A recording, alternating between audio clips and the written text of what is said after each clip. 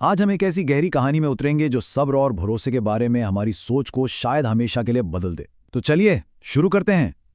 कहानी की शुरुआत होती है इस एक दुआ से जो दिल की गहराइयों से निकलती है। ये वो पुकार है जो तब जुबान पर आती है जब इंसान हर तरफ से खुद को बेबस महसूस करता है, एक ऐसी कैफियत जिससे हम सब कभी ना कभी गुजरते हैं। तो ये दुआ थी जैद की।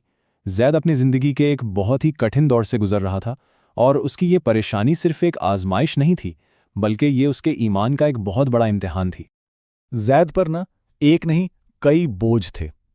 एक तरफ नौकरी की तलाश थी जो ख़त्म ही नहीं हो रही थी, दूसरी तरफ घर की जिम्मेदारियां थीं जो बढ़ती जा रही थीं। हर नया दिन एक नई मुश्किल लेकर आता था और आहिस्ता आहिस्ता उससे ये महसूस होने लगा था कि शायद उसकी दुआएं सुनी ही नहीं जा रहीं। लेकिन फिर जैसा कि अक्सर होता है, कहानी में एक अहम मोड़ आया और ये मोड़ इसके वालिद की एक छोटी सी नसीहत की शक्ल में था, जिसने इसे चीज़ों को एक बिल्कुल नए जाविये से देखना सिखा दिया। इसके वालिद ने एक बहुत सादा मगर गहरी मिसाल दी। उन्होंने कहा, बेटा, जब एक किसान जमीन में बीज बोता है तो क्या वो अगले ही दिन फसल काट लेता है? नहीं ना, वो इंतजार करता है, उसे पानी देता है और सब्र से काम लेता है, क्योंकि वो जानता है कि कोई भी चीज वक्त से पहले नहीं उगती। तो देखें, ये पूरा अमल कुछ मरहलों से गुजरता है। सबसे पहले कोशिश का बीज बोया जाता है, फिर इंतजार का दौर शुरू होता है जिसमें सब्र के साथ उसकी देखभाल की जाती है, और आखिर में बिल्कुल सही वक्त पर नतीजे की फसल तैयार हो जाती है। इससे ये साफ जाहिर है कि इंतजार का मतलब बेकार बैठना नहीं, बल्कि ये खुद एक बहुत जरूरी अमल है।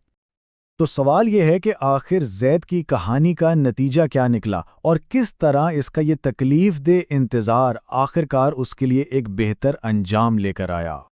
हकीकत पता है क्या थी? जैद जिस कंपनी में नौकरी के लिए इतना बेचैन था, वो कुछ ही अरसे में बंद होने वाली थी। इसके बरक्स कुछ महीनों के सब्र के बाद उसे एक ऐसी जगह नौकरी मिली जहां ना सिर्फ तनख्वाह बहुत अच्छी थी, बल्कि इज्जत भी थी। तब जाकर उसे एहसास हुआ कि पहली नौकरी का ना मिलना दरअसल उसके हक में कितना बेहतर था। इस वक्त जैद की आंखों में आंसू थे, लेकिन ये नाउमीदी के नहीं, शुक्रगुजारी के आंसू थे।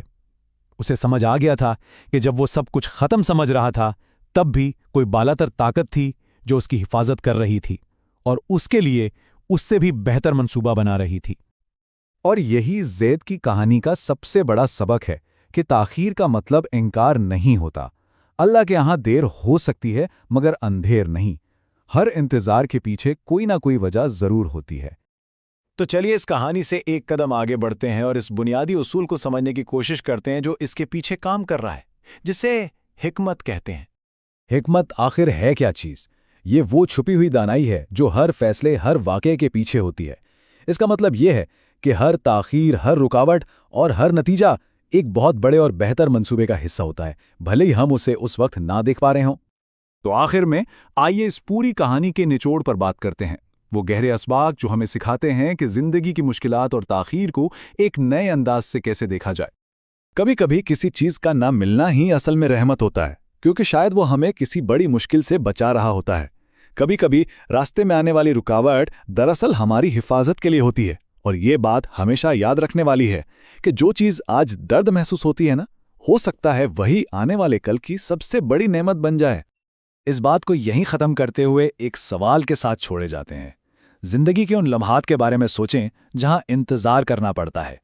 क्या यह मुमकिन है कि वहां भी कोई ऐसी ही पोशीदा हिकमत काम कर रही हो जो बस अभी नजरों से ओझल है?